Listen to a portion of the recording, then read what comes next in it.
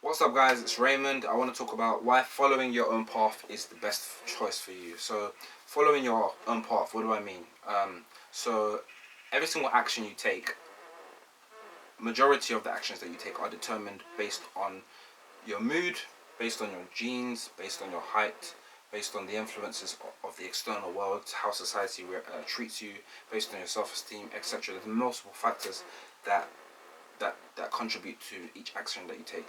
But when people give somebody advice as to copy somebody else's actions, that might not necessarily be the best option to take, especially in the self-help community. A lot of people say or advise for people to copy the positive traits that other people show or that successful people show or exhibit.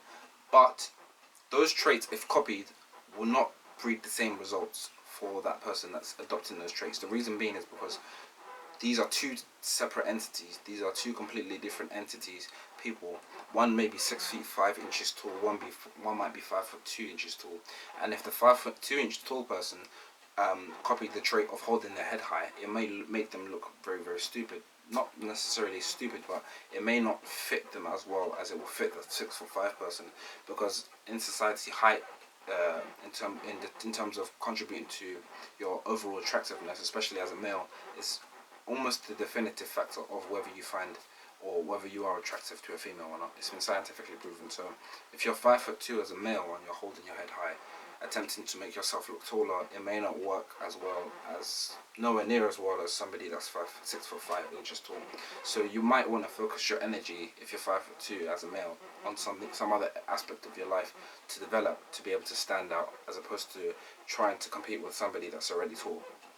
So that's one of the examples I want to give as to following your own path, and to not necessarily avoid adopting positive traits from other people. It's just to provide some insight into how the consequences of adopting positive traits, or adopting any trait, or copying any action from another person.